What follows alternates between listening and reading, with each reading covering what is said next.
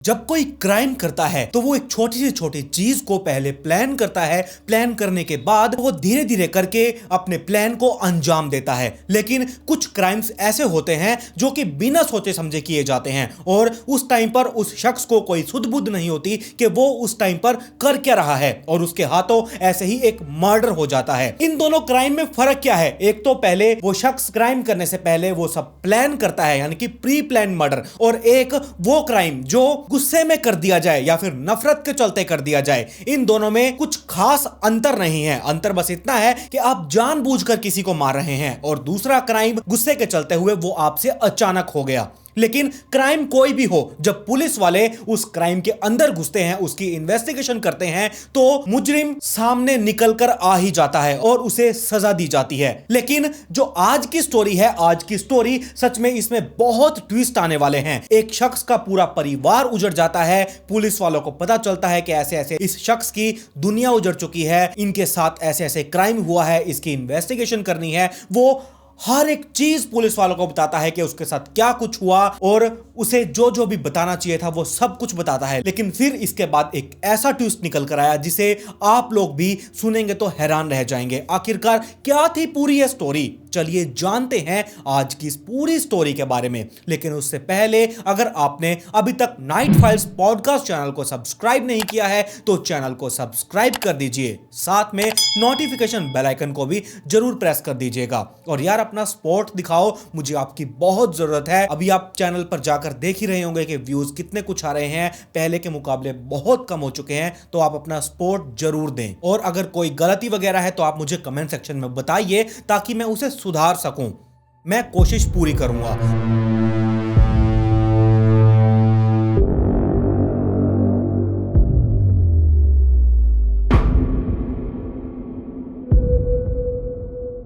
उत्तर प्रदेश का एक जाना माना इलाका जबलपुर, और इसी जबलपुर में एक कपल रहा करता था। लड़के का नाम था शुभम चौधरी और लड़की का नाम रेशमा चौधरी। 2020 में इनकी शादी हुई थी और ये दोनों बड़े ही आराम से अपनी जिंदगी व्यतीत कर रहे थे। जबलपुर में ये रह रहे थे, किसी चीज की इन्हें कोई कमी नहीं थी। 4 मई 2024, अभी कुछ ही दिनों पहले की बात है, इन दोनों ने यह फैसला किया कि चलो मायके चल कर आते हैं। और ऐसे ही ये लोग अपना सामान वगैरह पैक करने लगे। सामान जब सारा कुछ पैक हो गया, इनके घर से निकलने का टाइम था, ये अपनी बोलेरो में बैठते हैं और घर से निकल जाते हैं। इनका जो मायका था, ये मदर टेरेसा एक नाम की जगह है, वहां पर इनका मायका था। तो ये वहां पर जाने के लिए तैयार हो चुके थे, अपनी गाड़ी बोलेरो में बैठे और ये वहां से चल दिए। ऐसे ही करते हुए इन्हें रास्ते में एक मंदिर में जाना था, ये वहां पर गए, इन्होंने दर्शन वगैरह किए। वहां से निकलते निकलते इन्हें 10 बज चुके थे, रात के 10 बजे का टाइम हो चुका था। और ऐसे ही जब ये मदर टेरेसा पहुंचने वाले थे, वहां से 1 किलोमीटर पहले इनकी गाड़ी अभी पहुंची थी और अचानक इनकी गाड़ी पर आगे से हमला हो जाता है। और शुभम की गाड़ी के आगे उस टाइम पर 3 लोग आ चुके थे।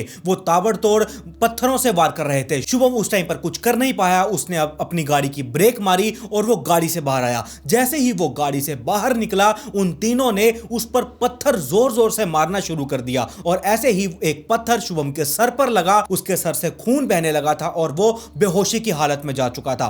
कुछ देर बाद शुभम जब बेहोशी की हालत से बाहर आया, उसकी आंखें खुली, वो अपनी गाड़ी की तरफ गया। उसने ये देखा कि गाड़ी के पास ही बाहर उसकी पत्नी नीचे जमीन पर पड़ी हुई है। और जैसे ही वो अपनी पत्नी को हिलाने डुलाने लगा, उसकी पत्नी का कोई भी रिएक्शन नहीं आ रहा था, वो होश में नहीं आ रही थी। तो शुभम अपनी गाड़ी में से एक पानी की बोतल निकालता है और पानी का छिड़काव उसके चेहरे पर करता है, क्या पता उसकी पत्नी को होश आ जाए। लेकिन उसकी पत्नी को होश ही नहीं आया। ऐसे ही वो एकदम हैरान परेशान हो चुका था, समझ नहीं आया कि अचानक उसके साथ ये क्या कुछ हो गया। वो तुरंत अपनी पत्नी के मायके गया, जो कि 1 किलोमीटर दूर था। उसने अपनी पत्नी को गाड़ी में रखा और वो पत्नी के मायके पहुंचा। अपने ससुराल वालों को उसने कहा कि ऐसे ऐसे रास्ते में हमारे ऊपर हमला हो चुका है, आप एक बार इसे देखिए, ये होश में नहीं आ रही। तो उसके ससुराल वाले भी तुरंत उसकी गाड़ी में बैठे और शुभम गाड़ी लेकर सीधा हॉस्पिटल गया। हॉस्पिटल जाते ही डॉक्टर्स ने शुभम की पत्नी को, रेशमा को देखा, लेकिन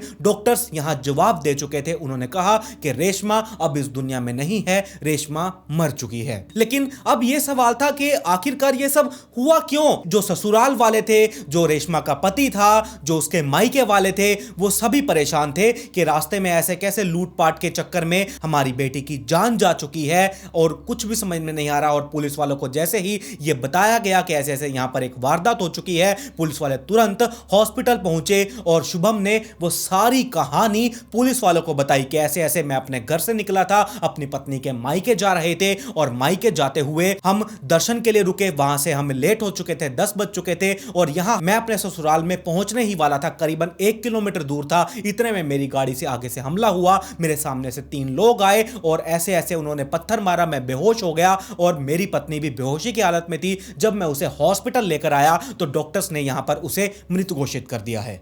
जो भी पुलिस वालों को शुभम ने बताया था वो एकदम सच निकला। उसने यह कहा कि उसकी गाड़ी टूटी हुई है, उसकी गाड़ी का शीशा टूटा हुआ है, उन्होंने सामने से आकर हमला किया था, पत्थरों से मारा था। पुलिस वालों ने उसकी गाड़ी को चेक किया, सच में वैसे ही गाड़ी टूटी हुई थी और यहां शुभम को भी बहुत सारी गहरी चोटें लगी थी सर पर। डॉक्टर्स ने उसे एडमिट कर लिया, उसे पट्टी वगैरह बांधी गई। पुलिस वाले अब यहां रेशमा की बॉडी देखना चाहते थे, उन्होंने रेशमा की बॉडी देखी। जैसे जैसे शुभम ने, रेशमा के पति ने पुलिस वालों को बताया था, एकदम वैसे वैसे ही निकला। अब पुलिस वाले यहां अपनी इन्वेस्टिगेशन शुरू करने वाले थे तो शुभम से पूछा कि यह कौन सी जगह थी जहां पर तुम्हारे साथ यह हादसा हुआ। पुलिस वाले उस जगह पर गए, वहां पर इन्वेस्टिगेशन की, जो भी सबूत वगैरह उन्हें मिल सकते थे वो सबूत उन्होंने वहां से इकट्ठा किए। पुलिस वाले अपनी इन्वेस्टिगेशन को अब आगे बढ़ा ही रहे थे और पुलिस वालों ने फिर सोचा क्यों ना एक बार शुभम से पूछताछ की जाए। शुभम से फिर पूछताछ की गई। उसने यह कहा, तुम हमें यह बताओ कि वो लड़के किस रास्ते से आए थे।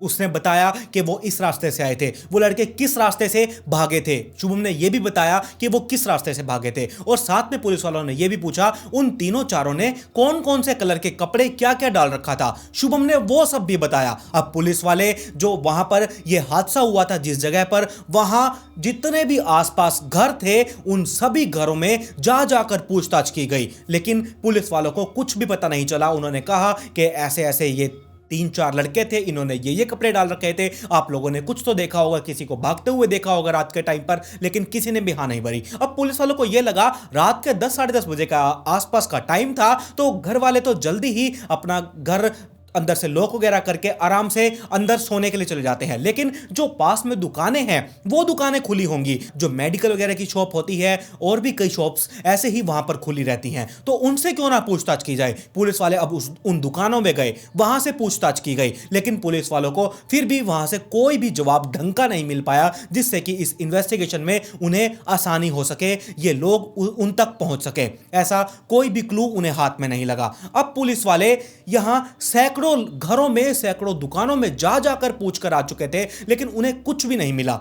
पुलिस वाले अब ये सोचने में लगे हुए थे कि अब क्या किया जाए। अब जो आसपास में जितने भी 20-25 सीसीटीवी कैमरास लगे हुए थे, पुलिस वालों ने उन सभी सीसीटीवी कैमरास को खंगालना शुरू किया, लेकिन वो सारे के सारे सीसीटीवी कैमरास खाली थे, उनमें कुछ भी रिकॉर्ड नहीं हुआ था। जहां पर ये हादसा हुआ था उन सीसीटीवी कैमरास का एंगल इस हादसे पर तो था ही नहीं। अब यहां पर फिर एक और सोच पड़ चुकी थी कि अब आगे क्या किया जाए, कुछ भी समझ में नहीं आ रहा था। तो पुलिस वालों ने क्या किया, कोई सबूत हाथ नहीं लगा, किसी शख्स ने नहीं बताया हमने किसी को भागते हुए देखा है, कुछ भी पता नहीं चला, और ना ही पहले कभी इस जगह पर ऐसी कोई लूटपाट की वारदात हुई थी। अब यहां पुलिस वालों के लिए तो ये एक चैलेंज बन चुका था कि लूटपाट के टाइम पर किसी का मर्डर हुआ हो। मर्डर आमतौर पर लोग अपने घरों में भी कर देते हैं, लेकिन यह चैलेंज क्यों था, क्योंकि लूटपाट के टाइम पर वहां मर्डर कर दिया गया। अब जब ये खबर न्यूज वगैरह में आने लगी, लोगों तक पहुंची, लोग एकदम बवाल मचाने लगे पुलिस वालों पर। अब यहां प्रेशर बहुत ज्यादा बढ़ चुका था। पुलिस वाले यहां हर एक तरह से, हर एक एंगल से इन्वेस्टिगेशन करके देख चुके थे। पुलिस वालों के हाथ कुछ भी नहीं लग रहा था, कोई सबूत नहीं था, कोई शख्स नहीं आया जिसने उन तीनों को भागते हुए देखा हो या कहीं और जाते हुए देखा हो। यहां जो रेशमा के घर वाले थे उनकी रो रो कर बुरी हालत हो चुकी थी। अब पुलिस वाले सोच में पड़ चुके थे कि क्या किया जाए। फिर उनके दिमाग में एक आइडिया आया, बहुत अब ऐसे तरीके से इन्वेस्टिगेशन हो गई, क्यों ना अब टेक्निकल इन्वेस्टिगेशन की जाए। पुलिस वालों ने यह सोचा जहां पर भी ये क्राइम हुआ है वहां की लोकेशन पर कितने सिम कार्ड एक्टिव थे, कितने नंबर एक्टिव थे, यह पता लगाया जाए। अब जिस प्रॉपर जगह पर क्राइम हुआ था, पुलिस वालों ने उस लोकेशन पर यह देखा कि कितने नंबर एक्टिव हैं। वहां पर एक शुभम का नंबर, एक रेशमा का नंबर, 3 अननोन नंबर एक्टिव मिले। जैसा कि शुभम ने बताया था कि 3 लोग थे, अब उन तीनों के नंबर यहां पर एक्टिव थे। पुलिस वालों ने कहा चलो ठीक है, कुछ तो हमें मिला, शुभम शायद सच बोल रहा है, ऐसा ही कुछ हुआ होगा, 3 लोगों के नंबर यहां पर एक्टिव हैं। तो पुलिस वाले अब आगे इन्वेस्टिगेशन करने लगे कि आगे हमें और क्या पता चलता है। अब इन तीनों को ढूंढना जाने लगा कि ये तीनों किस साइड गए होंगे, इनके जो नंबर ट्रेस कर रहे थे पुलिस वाले, ये कौन कौन सी लोकेशन पर जा रहे थे। तो जब पुलिस वालों ने ये चेक किया तब खुद पुलिस वाले भी हैरान हो चुके थे। आखिरकार क्यों? जहां से ये शुभम और रेशमा आ रहे थे, यानी कि अपने घर वाली साइड से, जिस मंदिर से ये आ रहे थे, उसी साइड से ये तीनों लोग भी आ रहे थे। इन तीनों के नंबर्स ये बता रहे थे कि ये तीनों इन्हीं साइड से आ रहे थे। लेकिन शुभम ने तो क्या कहा था कि हम इस साइड से आ रहे थे और हमारे सामने से 3 लोग आए और हम पर धावा बोल दिया, हमारे ऊपर पत्थर वगैरह फेंकने लगे थे। अब ये कैसे पॉसिबल था? ऐसा तो शुभम ने कहा नहीं था कि हम लोग इस रास्ते से आए थे और वो भी इसी रास्ते से आए थे, या फिर जिस रास्ते से वो लोग आए थे हम उसी रास्ते से आए थे। ऐसा नहीं था। शुभम ने तो अपोजिट बताया था कि हमारे सामने से वो लोग आए थे। लेकिन ये जो तीनों नंबर की लोकेशन थी, ये तो शुभम और के साथ साथ ही चल रही थी। जैसे कि इनकी गाड़ी थी, जो बोलेरो गाड़ी, इनके साथ साथ वो तीनों इनका पीछा कर रहे हो, या फिर इनकी गाड़ी में ही ये तीनों लोग बैठे हो। पुलिस वालों को कुछ समझ में नहीं आया कि ये चल क्या रहा है। उन्होंने दोबारा शुभम से पूछा कि अब तुम ये बताओ, जब उन्होंने तुम्हारे ऊपर अटैक किया था तो वो वापस कौन से रास्ते से भागे थे?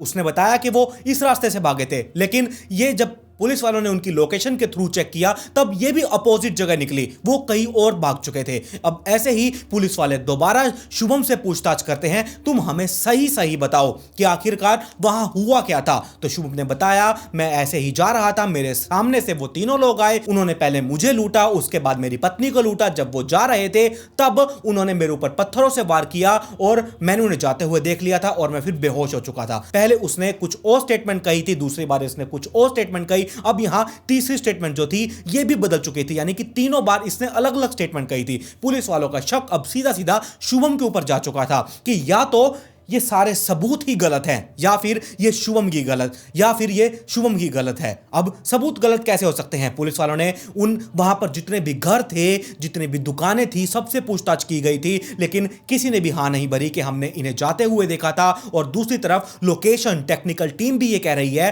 कि वो जो तीनों लोग थे वो शुभम के साथ साथ, यानी कि उसे ट्रैक कर रहे थे। तो ऐसे ही यहां अब शुभम गलत लग रहा था। पुलिस वालों ने सोचा अब सीधा शुभम के ऊपर हाथ मारते हैं, लेकिन उन्होंने ऐसा नहीं किया। उन्होंने यहां और सबूत इकट्ठा करने की कोशिश की और वो शुभम की कॉल डिटेल्स वगैरह चेक करते हैं। जब उन्होंने कॉल डिटेल्स चेक की, उनकी सीडीआर निकलवाई, तब उसके मोबाइल फोन में 3 अननोन नंबर मिले। पहला नंबर था प्रहलाद सिंह का, दूसरा नंबर था शिबू का और तीसरा नंबर था अनुराग का। अब देखा जाए तो पुलिस वालों को कोई भी सबूत वगैरह की जरूरत नहीं थी। उन्होंने प्रहलाद का नंबर ट्रैक किया, प्रहलाद को उठाया, जहां पर भी प्रहलाद था पुलिस वाले वहां गए, प्रहलाद को उठाया और उसे पुलिस स्टेशन लाया गया। पुलिस स्टेशन लाने के बाद उससे सारी पूछताछ की गई और ऐसे ही पूछताछ में प्रहलाद ने एक नाम लिया कि सारा रचा हुआ खेल शुभम का ही था। इस ट्विस्ट ने पुलिस वालों को हैरान करके रख दिया था और घर वाले भी एकदम हक्के बक्के रह चुके थे। क्या शुभम, इसने ही अपनी पत्नी को मारा है? लेकिन क्यों? जब यह पता चला तो आप लोग भी शॉक्ड रह जाएंगे। प्रहलाद से सब कुछ पूछा गया। अब यहां शुभम के बारे में भी पता चल चुका था। शुभम को अरेस्ट किया गया, उसे पुलिस स्टेशन लाया गया और उससे पूछताछ की गई। शुभम ने एक ही बारी में कबूल कर लिया कि हां, उसने ही अपनी पत्नी रेशमा को मारा है। आखिरकार क्यों मारा? जब यह पूछा गया तब उसने बताया कि साल 2020 में जब इसकी रेशमा के साथ शादी हुई थी तो उसी टाइम पर कुछ ही टाइम बाद उसकी एक लड़की के साथ नजदीकियां बढ़ गई थी। उसका नाम था मोनिका से अब ये धीरे धीरे प्यार करने लगा था। उसके साथ अटैचमेंट इतनी ज्यादा बढ़ चुकी थी कि इसे उसके अलावा रेशमा दिखती ही नहीं थी। और अक्सर ये कई बार होता है जब शादीशुदा आदमी किसी और के साथ पड़ जाता है तो ये दूसरा प्यार, एक्स्ट्रा मैरिटल अफेयर छुपते छुपाते कुछ ही टाइम तक चलता है और कुछ ही टाइम बाद उसकी पत्नी को पता चल ही जाता है। और जब उसकी पत्नी को पता चलता है तब वो ये सोचती है कि मैं अपने पति का बंटवारा कर रही हूं, क्यों, मैं नहीं करूंगी। वो लड़ाइयां करने लगती है। तो कुछ ऐसा ही रेशमा के साथ भी हुआ। जब रेशमा को कुछ टाइम बाद पता चला तो वो अपने पति के साथ लड़ाई झगड़े करने लगी और ऐसे ही लड़ाई झगड़े करते हुए यहां शुभम मानने के लिए तैयार ही नहीं था, वो मोनिका को छोड़ ही नहीं रहा था। रेशमा जब एकदम थक हार चुकी थी, वो हार मान चुकी थी, तब रेशमा ने कहा कि अगर तुमने उस लड़की को नहीं छोड़ा या फिर किसी और लड़की से बात करने की भी कोशिश की तो मैं खुद को मार लूंगी और इल्जाम तुम्हारे ऊपर आ जाएगा। अब यहां शुभम एकदम डर चुका था, वो हैरान हो चुका था कि मेरी पत्नी ये क्या बोल गई, अगर इसने सच में ऐसा कर लिया तो मैं फंस जाऊंगा। अब इसका कोई ना कोई तोड़ निकालना पड़ेगा क्योंकि वो मोनिका को छोड़ने के लिए अभी भी तैयार नहीं था। तो इसने ये सोचा क्यों ना एक ऐसा काम किया जाए कि सांप भी मर जाए और लाठी भी ना टूटे, मतलब कि यहां रेशमा उसकी पत्नी मर भी जाए और उस पर इल्जाम भी ना आए। तो ये अपने दोस्त को फोन मिलाता है, प्रहलाद को, और वहीं वो प्रहलाद अपने और दो दोस्तों को शामिल करता है, सुब्बू और अनुराग। ये तीनों बहुत जिगरी यार थे। शुभम ने इन तीनों को यह कहा कि मेरे पास 60,000 रुपए हैं, तुम्हें मेरी पत्नी को मारना है, क्या तुम कर लोगे? उन तीनों ने हाँ कर दी, ठीक है हम तुम्हारी पत्नी को मार देंगे। तो उसके बाद ये सारे प्लानिंग करते हैं। प्लानिंग करने के बाद ये अपनी पत्नी को कहता है कि चलो तुम्हें मायके लेकर चलता हूं, तुम्हारा भी थोड़ा सा अच्छा टाइम पास हो जाएगा, थोड़ी यादें वगैरह जुड़ जाएंगी। तो ऐसे ही ये तीनों प्लानिंग के तहत घर से निकल जाते हैं। घर से निकलने के बाद रास्ते में शुभम अपने इन तीनों दोस्तों को बिठा लेता है। ऐसे ही अपने तीनों दोस्तों को बिठाने के बाद ये थोड़ा और आगे जाते हैं, यानी कि जो जहां इसका मायका था उससे करीबन 1 किलोमीटर पहले ये अपनी गाड़ी को रोकते हैं, रेशमा को बाहर निकालते हैं और उसे बहुत बुरे तरीके से मारना शुरू कर देते हैं। अब यहां यह था, रेशमा को मार दिया, अब यहां वो तीनों पहुंचते हैं। पहुंचने के बाद वो रेशमा को मारना शुरू कर देते हैं। अब जैसे ही यहां रेशमा को मार दिया, उसका इन चारों ने मिलकर गला दबाया और रेशमा यहां अब मर चुकी थी। इसके बाद अब यह था कि अगर रेशमा मर चुकी है तो अटैक वगैरह भी तो दिखाना है, वो कैसे दिखाएंगे? तब इन्होंने एक डंडा लिया, गाड़ी के फ्रंट शीशे पर जोरदार वार किया जिससे कांच भी टूट चुका था, ताकि पुलिस वालों को ऐसे लगे कि ये रास्ते से जा रहा था। आगे 3 लोग आए, इन्होंने उस पर वार किया, तभी इसे गाड़ी रोकनी पड़ी थी। और उसके बाद अब ये लोग ये सोच रहे थे कि रेशमा को तो इन्होंने मार दिया, लेकिन यहां अनुराग को क्यों नहीं किसी ने कुछ किया? तो इसीलिए इन तीनों दोस्तों ने मिलकर अनुराग को भी पीटा और एक भारी पत्थर लिया और उसके सर पर दे मारा, ताकि उस पर गहरी चोट का निशान बन जाए। और यहां अनुराग भी जख्मी हो चुका था। अब यह था कि अनुराग अपनी पत्नी रेशमा को हॉस्पिटल लेकर जाएगा। अगर हॉस्पिटल लेकर जाएगा जल्दी तो क्या पता रेशमा की सांसें चल रही हो और वो हॉस्पिटल जाते तक बच जाए।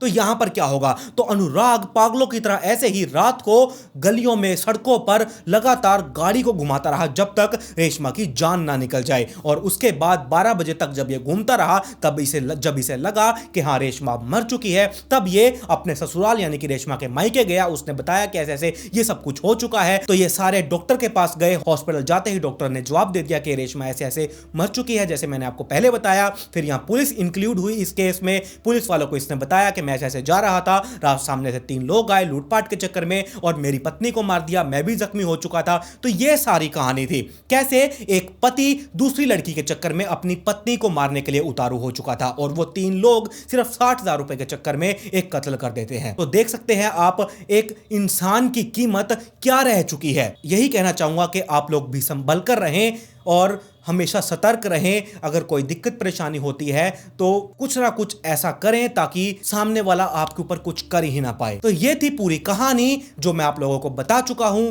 क्या आप लोगों ने पहले कभी इस कहानी को सुना है या नहीं, मुझे कमेंट सेक्शन में जरूर बताइएगा। और अगर आज आप नाइट फाइल्स पॉडकास्ट चैनल पर पहली बार आए हैं तो चैनल को सब्सक्राइब कर लीजिए, साथ में नोटिफिकेशन बेल आइकन को भी जरूर प्रेस कर दीजिएगा। और मेरी इंस्टाग्राम आईडी आप लोगों की स्क्रीन के ऊपर है, इसका लिंक नीचे डिस्क्रिप्शन में दिया हुआ है, जाइए जल्दी से इंस्टाग्राम आईडी को फॉलो कर लीजिए। खैर, पिछली वीडियो का शाउट आउट किरण गुप्ता को, कमेंट पिक में to get a shout out in next video. मिलते हैं ऐसी ही एक और चौंका देने वाली इंटरेस्टिंग स्टोरी के साथ।